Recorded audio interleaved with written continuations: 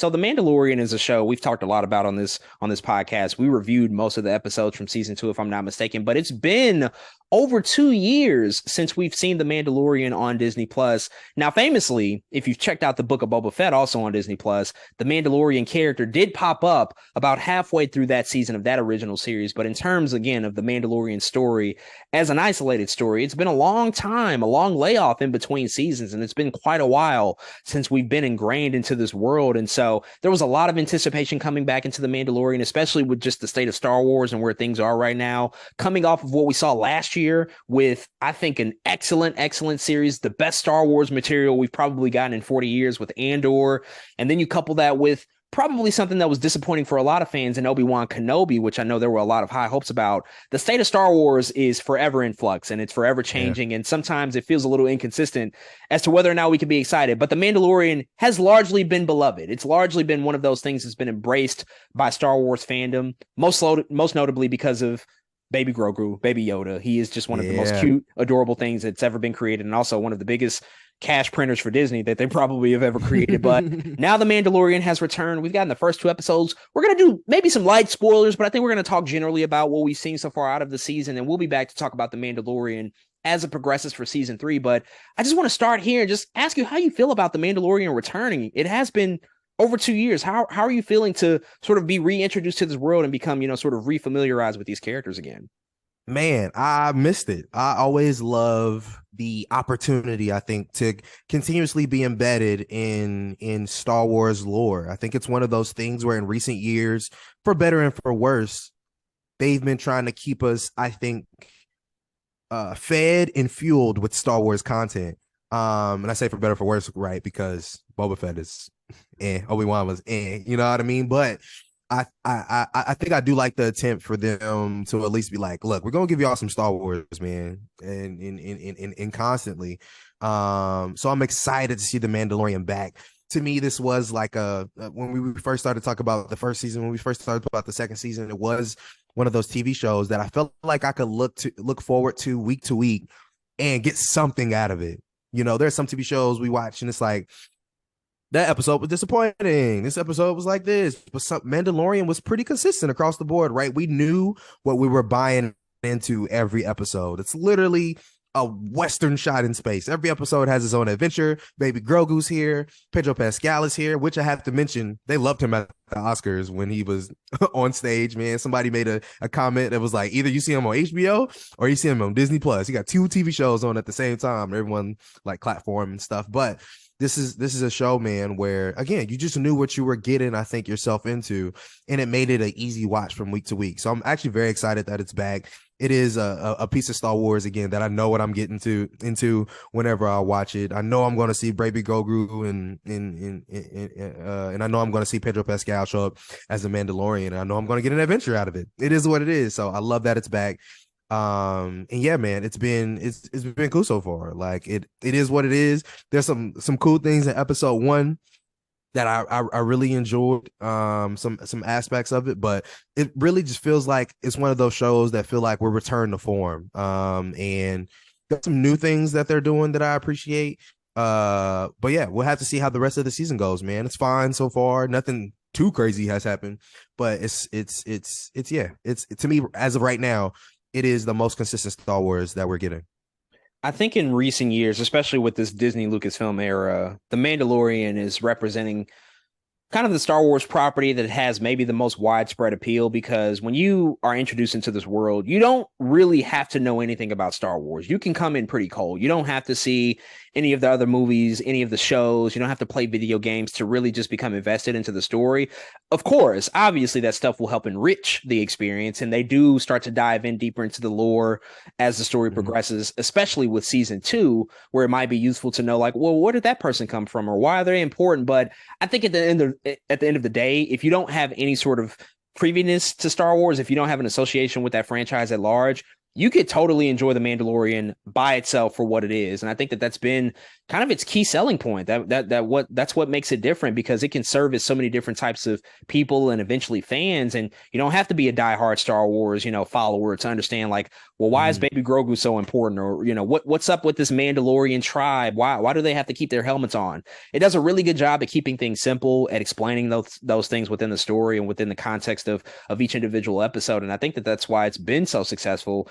And then, again, just to go back to the obviousness of it, you add in the cutest creation maybe in Star Wars history with Grogu, and you have just instantly something that people can fall in love with. You have that tie to other Star Wars history and other Star Wars properties, but it is still something new that people can just say, like, oh my God, what is this? Like, why is that so cute and adorable? I want it on everything. I want a pop of it. I want a book bag of it. I want a laptop case of Grogu. You just want everything possible. It's literally the best potential case, I think, of a new series that you could create off of a very well-established, probably the most well-established and well-known IP in Hollywood history. And so coming back here with season 3, you certainly just expect them to stay consistent and to stay true with what they've established with The Mandalorian. I think that the Book of Boba Fett last year presented some interesting challenges for the world of what The Mandalorian has created, because the Book of Boba Fett at the end of the day is a spinoff of The Mandalorian, even though Fett is kind of the original Mandalorian, but they somehow were able to reintroduce that character to new audiences and spin that show off. But I think there have been some challenges with the layoff and with the fact that The Mandalorian had such a presence in the Book of Boba Fett. I might be overstating it, because I don't think as many people watch the Book of Boba Fett as are watching The Mandalorian, but it is interesting to note that for something that started so simple, has now become a little bit more ingrained into the idea of interconnectedness and a shared universe, right? And I think the Mandalorian sort of Star Wars shared universe has become a thing over the past couple of years. We're also going to get Ahsoka later this year, which is another Mandalorian spinoff.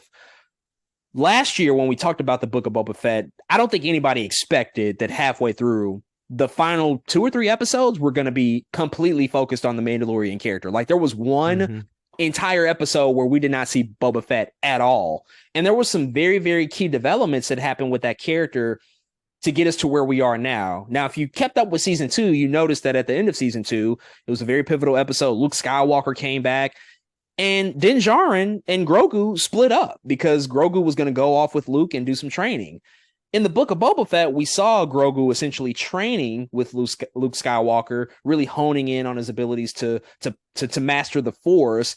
But then by the end of that series, he decided to make the choice to return with Din Djarin, which would ultimately lead us into season 3 of The Mandalorian, where they would just continue on their same adventures. I want to ask about that, though, because for me at the time of The Mandalorian season 2, when it ended, it felt like by the end of that, we had gotten 2 seasons of Din Djarin and Grogu.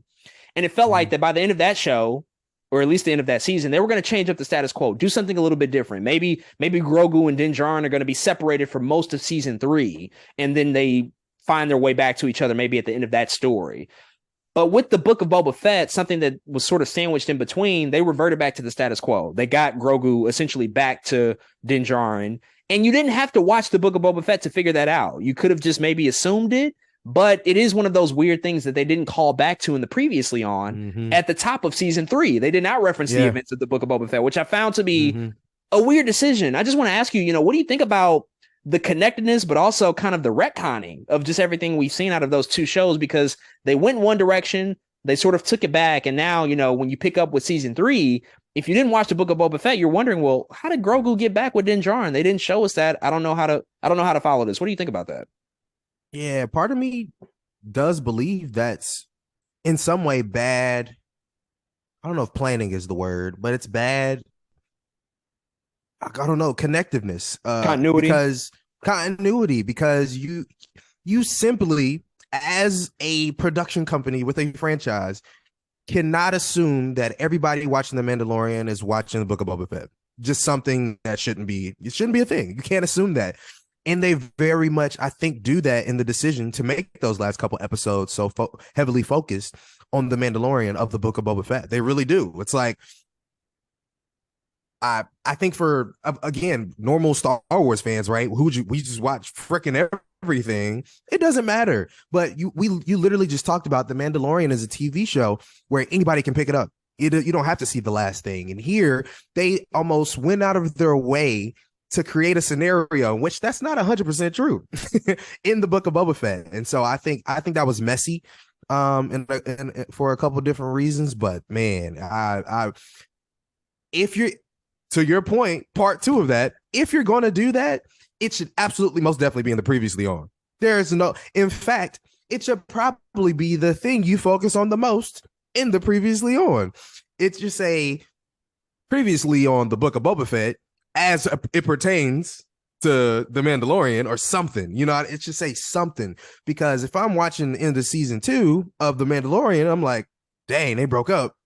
And then, because now, imagine you pick up the Mandalorian and didn't watch the Book of Boba Fett. You're like, how the hell did these two characters end up back together? Now you got to figure it out. Now you got to go watch this episode of Book of Boba Fett, which you didn't plan to do, which is funny because it's like the best parts of the TV show. Low key was those Mandalorian episodes. Now you got to go back, watch those, and then come back to season 1 or episode 1 of season 3 of The Mandalorian. It's too much going on. And so there's two things there. One, if you're going to do it, or one, it probably shouldn't have been done in the first place. You can't make them like special Mandalorian episodes or something. Don't just put it in the Book of Boba Fett. First thing. Second thing, if you're going to try to retcon it and bring it back, explain that. Say previously on the Book of Boba Fett. They don't do that. They should probably do that. Put it somewhere. Even if you don't put it on the previous, put like a statement. I don't know. Do something. Help out your viewer. Hold the viewer's hand to where they need to go. That's what you're supposed to be doing. And they just didn't do that. And it's something they should be doing. Yeah, because now 2 episodes in, they still have not addressed that. And I think that that's just one of the problems where it just doesn't really make sense. It's like, okay, if they wanted to take the Book of Boba Fett in that direction to further advance the story of Din Djarin before we get to the Mandalorian season 3, fine. That's not unprecedented territory. We've seen it in other shows occur before, but to just not call back to that moment at the top of season 3 of the Mandalorian, to not just have the title screen say previously on the Mandalorian and the Book of Boba Fett. It's just a simple fix that they just chose not to do. I don't know. Maybe they don't want to call attention to a show that people didn't like. Perhaps that's it. I don't get it. I don't know. But it's a weird choice nonetheless for a show that has often been steeped with, hey, you don't have to have that much baggage to come in and enjoy this. You can just kind of show up whenever and you'll find enjoyment out of it, because it is a very simple story. It follows a formula for the most part. And there's just a few key elements that'll make you just like want to keep tapping into it. And so I think that they just kind of abandoned the things that have already worked for the Mandalorian for, almost 3 years at this point now. But speaking of formula, one other thing that I do want to address about the Mandalorian, it has been a story of formula where I think the first 2 seasons, we've often seen a lot of scenarios where Din Djarin, played by Pedro Pascal, has to rescue Grogu. He's often finding himself in perilous situations because Grogu, at the end of the day, is a baby, even though in his species he's 53 years old, which, I'm looking at myself at 53 years old. I'm like, I'm an old ass man, but for his species, 53 is super, super young. So he's still a little baby. So Grogu ends up in some really shitty situations. Sometimes he's doing some things he should not be doing. And Din Djarin has to rescue him a lot. He has to, typically go out of his way. They're on a mission and he has to figure out a way to rescue Grogu from some sort of monstrous figure or some sort of weird alien creature. But I find that at the top of the season, it feels like we are starting to switch gears with the story, which I think is a good thing at the end of the day. But we're focusing more on the journey of Din Djarin, because with those sort of special episodes within the Book of Boba Fett, we found out that he's been exiled from his Mandalorian tribe because he removed his mask, which occurred in the Mandalorian season 2. And so now he's being outcast because that is absolutely forbidden. You cannot remove your mask.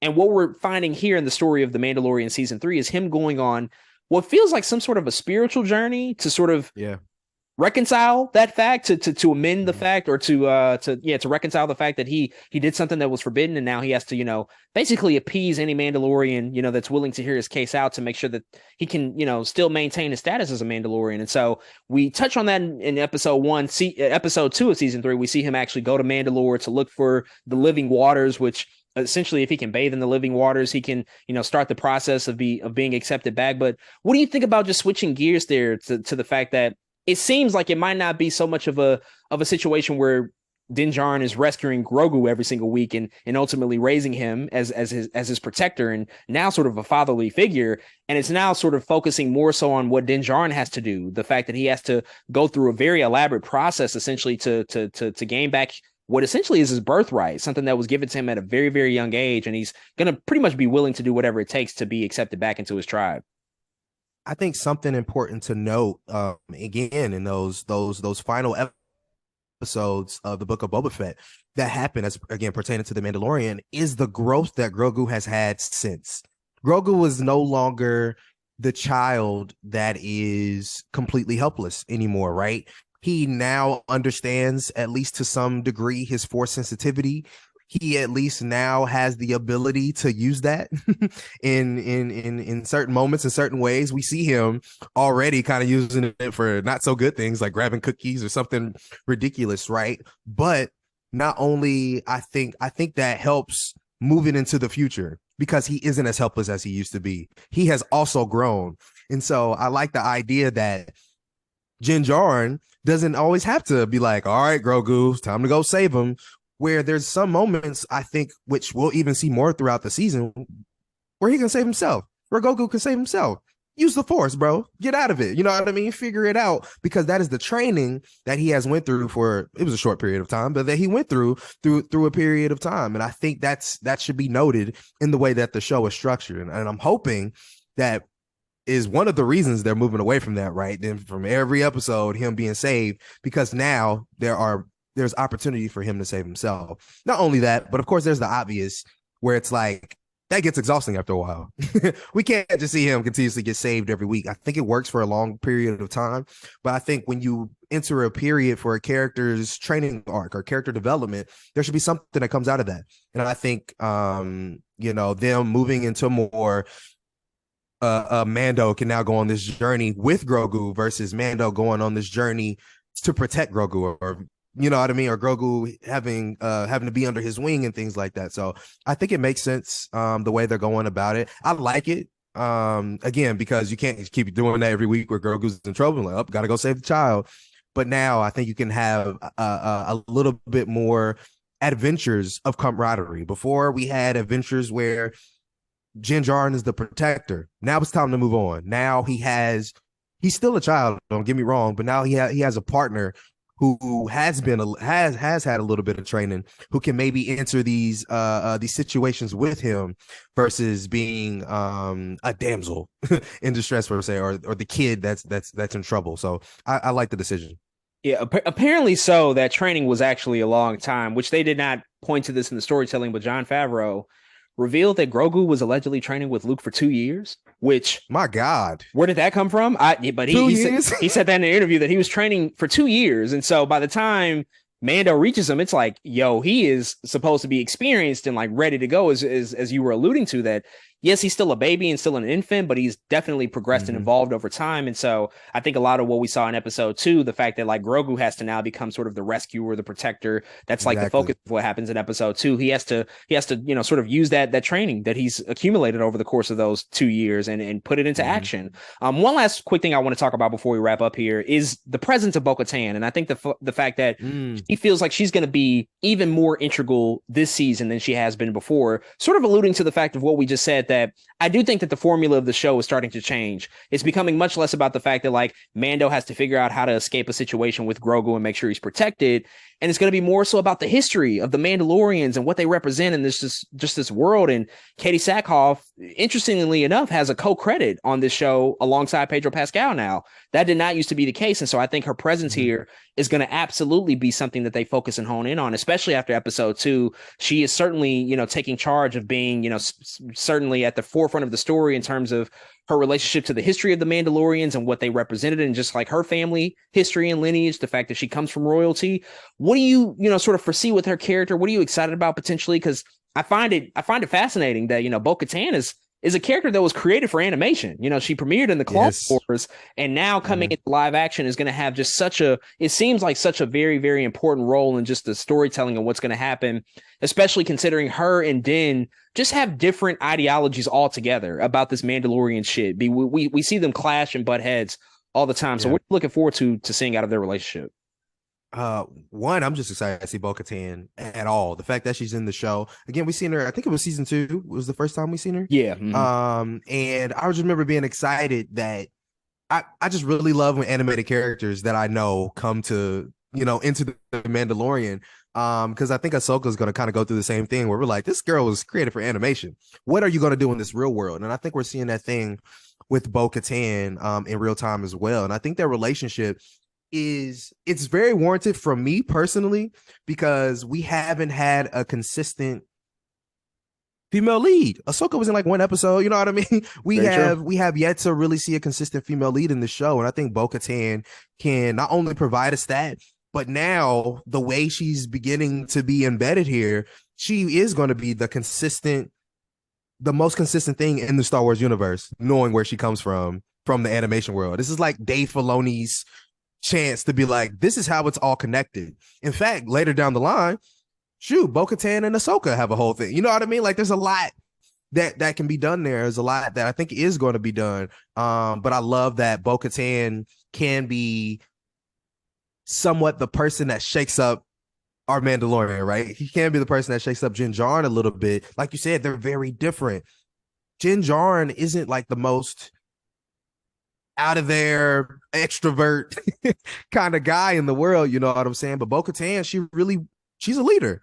And I think she's going to bring some of those things out of Din Djarin, whether they agree on something or don't agree on something, or whichever way it goes, in order to get, I don't know, to progress the story at the end of the day. So I think she's a very good addition here. I hope we continue to see more of her. Even when I seen her episode 1 just pop up, I was like, oh shoot, Bo-Katan's here, you know, kind of type thing. And so I welcome everything they're doing with Bo-Katan right now.